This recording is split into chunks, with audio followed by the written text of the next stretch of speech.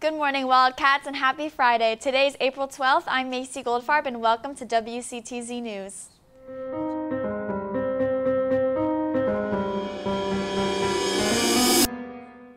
Please stand for the Pledge of Allegiance.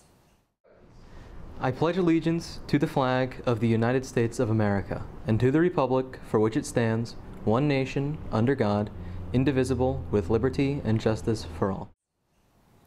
The swim and dive team will be holding a meeting today at 2:30 in Building 15 to go over tryout information, practice times, and the meet schedule for next season. Now for Sideline Sports. Hey Wildcats, Jacob Kent here with another edition of Sideline Sports. I'm out here with our boys and girls track team for the first practice after Cape Coast Conference. We didn't do quite as well as we wanted at the conference meet, but we made some adjustments and the team's working on it in preparation for districts on the 16th. All right, here with me is a sprinter and jumper, Ryan Young. So what are your expectations for districts on the 16th, and do you hope to move on? Yeah, I do hope to move on. I hope to do better in the 200 4x4, maybe get faster time and just work hard with my team and then see what happens at districts and, commit. All right, good luck out there. Yeah, thank you. All right, I have a freshman, Ethan Wilder, here with me. So in preparation for districts, how's your guys' training and practice changed? Lately, we've been doing a lot less longer distance workouts. Like towards the beginning of the season, we would do more 600, 400 workouts. And then as we got closer to districts, we've been doing 200, 300 workouts, but like more reps of them just so we can get more rest and prepare for districts. All right, thank you, Ethan. Thank you, Jake. Thanks for watching, Wildcats. Tune in next week for more Sideline Sports.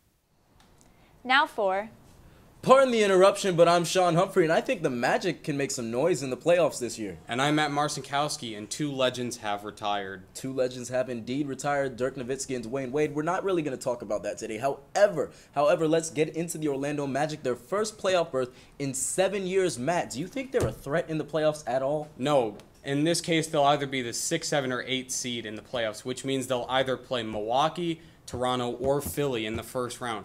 They're going to get smacked by either of those three teams in 4 or 5 games. But, Matt, don't you think they can make it a little bit difficult for any one of those teams?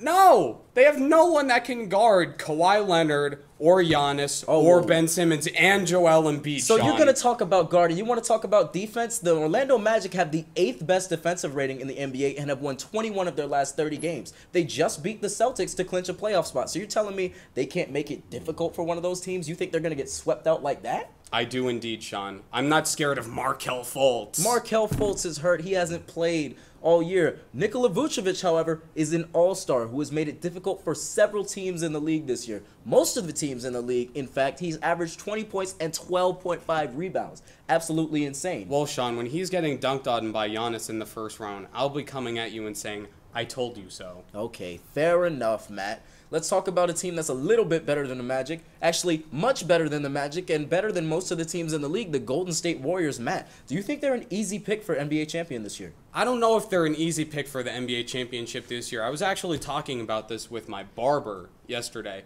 And nice clean cut. Yeah, nice clean cut. as you can see.